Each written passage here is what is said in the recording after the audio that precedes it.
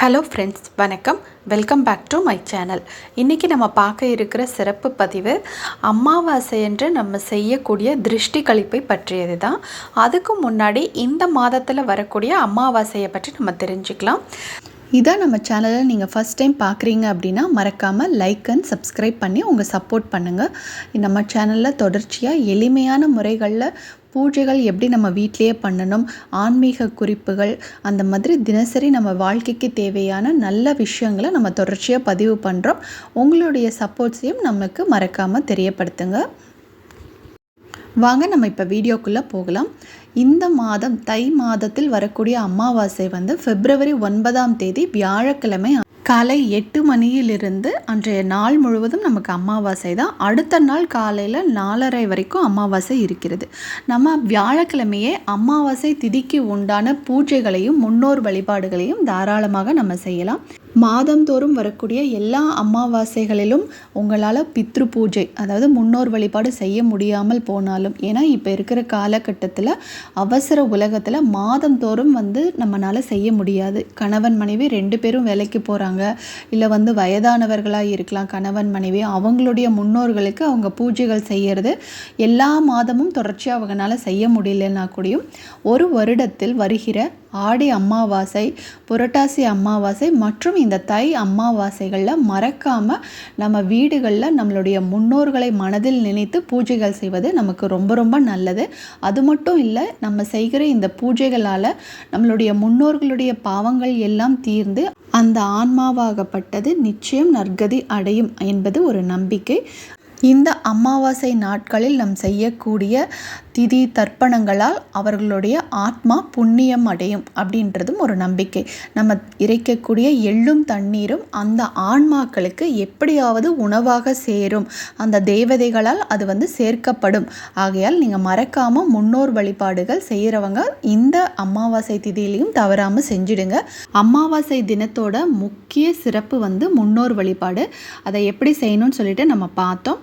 அடுத்தது அமாவாசை தினத்தில் நம்ம செய்யக்கூடிய இன்னொரு முக்கியமான விஷயம், வீடு கடை போன்ற இடங்களில் நம்ம திருஷ்டி கழிப்பை பண்ணுறது தான்.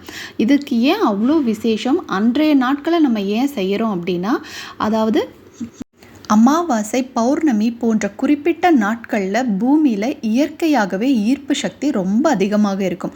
அன்றைய நாள் நம்ம செய்யக்கூடிய சிறப்பு பூஜைகள், முன்னோர் வழிபாடு, அதுக்கப்புறம் இந்த மாதிரி திருஷ்டி கழிப்பு, இது எல்லாத்துக்குமே பலன் உண்மையாகவே இரட்டிப்பாக இருக்கும். நீங்கள் ஒரு விஷயத்தை செய்யும்போது அதோட பலன் இந்த நாட்களில் முழுமையாக நமக்கு கிடைக்கும்.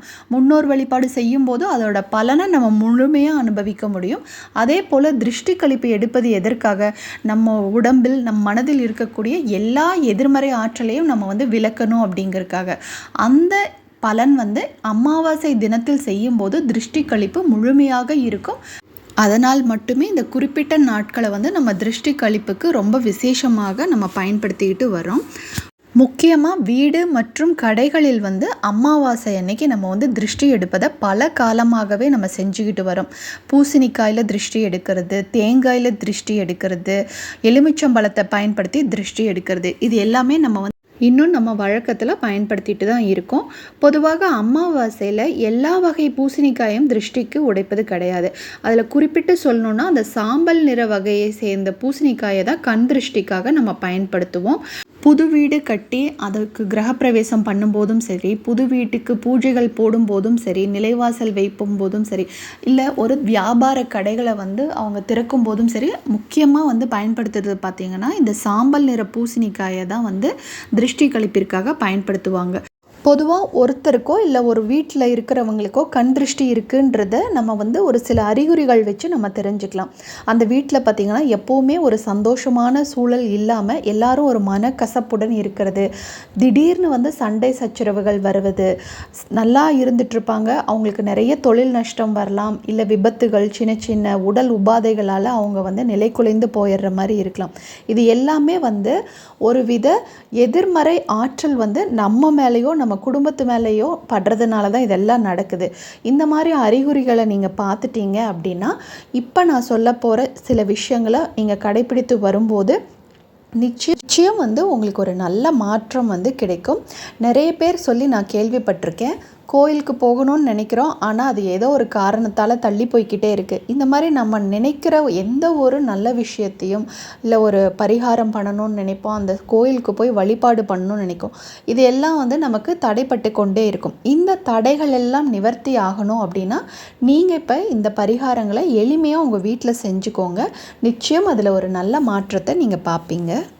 இந்த பரிகாரம் செய்யறதுக்கு நம்ம தேங்காய் இல்லை எலுமிச்சை, பூசணிக்காய் இது எது உங்களுக்கு கிடைக்குதோ அதை நீங்கள் பயன்படுத்திக்கலாம். முக்கியமாக வியாபார ஸ்தலங்கள் வச்சுருக்கிறவங்க வந்து பூசணிக்காயை பயன்படுத்துவாங்க. வீடுகளில் நம்ம வந்து எலுமிச்சை பயன்படுத்துவதே வந்து போதுமானது.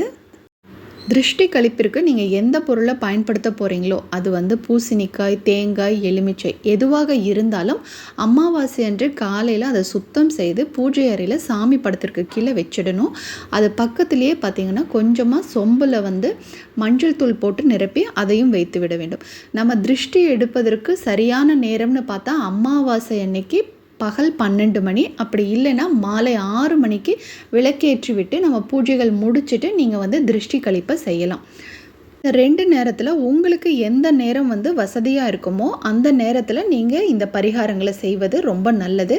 இந்த மாதிரி நம்ம செஞ்சுட்டு வரதால் நம்ம செய்கிற தொழில் வளர்ச்சி அடைந்து அதன் மூலமாக நமக்கு நல்ல ஒரு வருமானம், பொருள் இதெல்லாம் நம்ம வீட்டில் சேரும். அதே போல் வீட்லேயும் நல்ல ஒரு மகிழ்ச்சியான சூழல் வந்து உருவாகும். இப்போ இந்த திருஷ்டி கழிப்பை எப்படி செய்யறது அப்படின்னு சொல்லி பார்க்கலாம்.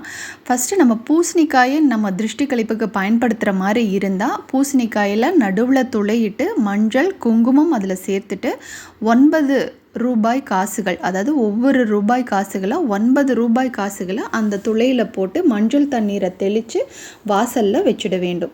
சிலர் வந்து அந்த வீட்டுக்கும் சேர்த்து வந்து திருஷ்டி எடுப்பாங்க, இல்லை கடைக்கும் சேர்த்து திருஷ்டி எடுப்பாங்க. அப்படி இருக்கிற பட்சத்தில் நம்ம வீட்டில் இருக்கிற உறுப்பினர்கள் எல்லாருமா வந்து வாசலில் நின்றுக்கணும். திருஷ்டி எடுப்பவர் வந்து எப்போவுமே நம்மளை விட வயதில் மூத்தவரை தான் நம்ம திருஷ்டி எடுக்க சொல்லணும். சின்ன வயதில் இருக்கவங்க நம்ம திருஷ்டி எடுக்க அனுமதிக்கக்கூடாது.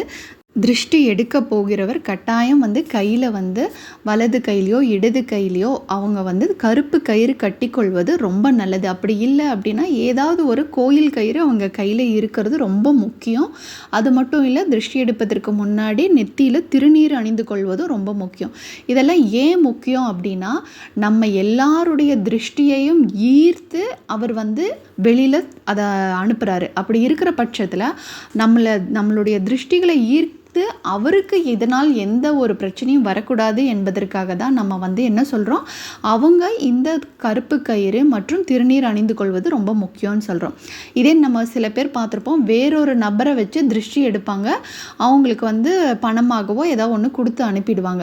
அப்படி குடும்பத்தில் இல்லாதவர் வேறு யாராவது திருஷ்டி எடுக்கும் பட்சத்தில் அவங்களுக்கு வந்து கை கால் கழுவிட்டு நீங்கள் அனுப்பிடலாம். உங்கள் குடும்ப உறுப்பினரே திருஷ்டி எடுக்கிறாங்க அப்படின்னா மஞ்சள் தண்ணீரை கை கால் கழுவிட்டு மஞ்சள் தண்ணீரை தலையில் தெளிச்சுக்கிட்டு தான் நம்ம உள்ள கை கால் கழுவிட்டு மஞ்சள் தண்ணீரை தலையில் தெளிச்சுட்டு தான் உள்ளே கூப்பிடணும். வந்துட்டு அவங்க திருநீர் பூசிக்கலாம். இந்த மாதிரி முறையில் தான் நம்ம சரியான முறையில் தான் திருஷ்டி எடுக்கணும். தேங்காய் பயன்படுத்தி நீங்கள் திருஷ்டி எடுக்கும்போது சில பேர் வந்து கற்பூரத்தை ஏற்றி வைத்துக்கூட திருஷ்டி எடுக்கிற வழக்கம் இருக்குது. தேங்காயில் கற்பூரத்தை ஏற்றிட்டு வலப்பக்கம் 3 தடவையாகவும் இடப்பக்கம் 3 தடவையும் வந்து சுற்றிட்டு அதை வந்து வாசலில் போட்டு உடைப்பாங்க. அந்த மாதிரியும் நீங்கள் திருஷ்டி எடுக்கலாம்.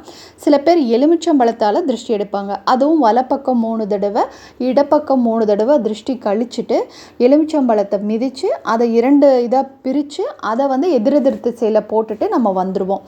இந்த மாதிரி நீங்கள் திருஷ்டி கழிப்பை பண்ணி முடிச்சதுக்கு அப்புறமா கட்டாயம் கை கால் கழுவிட்டு மஞ்சள் தண்ணீரை தலையில் தெளிச்சுட்டு தான் உள்ளே வரணும். நம்ம கவனிக்க வேண்டிய ரொம்ப முக்கியமான விஷயம், நம்ம எடுக்கிற திருஷ்டி கழிப்புனால அடுத்தவர்களுக்கு எந்த இடையூறும் இல்லாமல் பார்த்துக்கணும். நம்ம திருஷ்டி எடுக்கிறோன்ற பேரில் பூசணிக்காயை நடு ரோட்டில் உடைப்பதன் மூலமாக ஆட்டோ அதுக்கப்புறம் 2 வீலரில் போகிறவங்களுக்கு நிறைய பிரச்சனைகள் வரும். அதனால் நீங்கள் திருஷ்டியை எடுத்து பூசணிக்காய் உடைத்தாலும் உங்களுடைய வாசலுக்கு கொஞ்சம் தள்ளி உடைச்சிட்டு அதை ஒரு ஓரமாக நீங்கள் வந்து ஒதுக்கி விட்டுருங்க. அதுதான் ரொம்ப நல்லது. ஏன்னா நம்ம எடுக்கிற திருஷ்டியை வந்து தாண்டதுனால அவங்களுக்கும் நிறைய சிரமங்கள் வரலாம். அதனால் இதை மனசில் வச்சுட்டு யாருக்கு எந்த கஷ்டமும் இல்லாத வகையில் நம்ம இந்த விஷயங்களை செஞ்சு பரிகாரம் பண்ணுறது தான் ரொம்ப முக்கியமான விஷயம்.